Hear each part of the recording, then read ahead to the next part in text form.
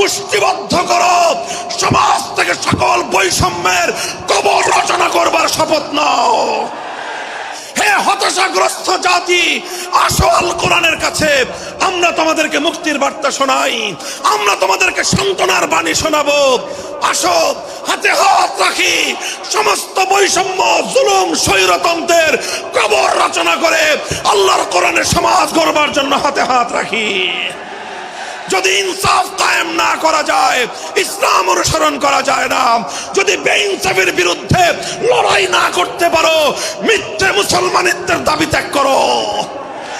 তুমি যদি ইনসাফের জন্য যুদ্ধ করতে না পারো, তুমি যদি বৈষম্যের বিরুদ্ধে লড়াই করার হিম্মত না রাখো, মুসলমানের মিথ্যা দাবি করা ভণ্ডামি ছাড়া কিছুই নয়।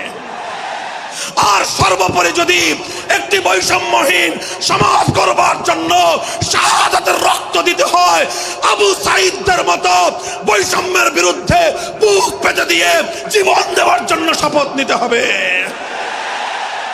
কোরআনে পাকের এক একটা আয়াত, কোরআনের এক একটা বিধান আল্লাহর জমিনে বাস্তবায়ন করার জন্য আমাদের জীবন যৌবনের বাজি লাগায় দিতে হবে, বাজি লাগায় দিতে হবে ইনশাআল্লাহ। ইনসাফ কায়েম করতে গিয়ে ছুরি যদি নিজের সন্তানের হাতের উপর দিয়ে যায়, সে হাত স্তব্ধ হয়ে যাবে না, সে হাত থমকে দাঁড়াতে পারবে না। যেখান দিয়ে ইনসাফ যাবে সেখান দিয়ে ইনসাফকে চালিয়ে দিতে হবে। এই সমাজ, এই জমিন এখন বিপ্লবী চায়। সে বিপ্লব আব্রাহাম লিঙ্কনের আদর্শের বিপ্লব নয়, সে বিপ্লব কার্ল মার্কস, মাও সেতুং আর লেনিনদের বিপ্লব নয়। বাংলার মাটি আরেকটা বিপ্লব দেখতে চায়, সে বিপ্লব হবে আল কোরআনের বিপ্লব, সে বিপ্লব হবে ইসলামী সমাজ গঠনের বিপ্লব।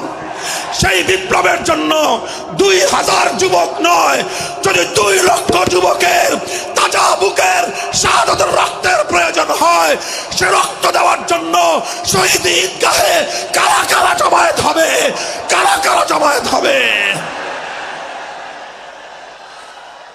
হ্যাঁ, এটা শুধু কথার কথা না, শপথ। এটা কথার কথা না, শপথ। এটা অঙ্গীকার। কার সাথে? কার সাথে? যেই অপরাধ করে মন্ত্রীর দুলাভাই ছাড়া পেয়েছে, যেই অপরাধ করার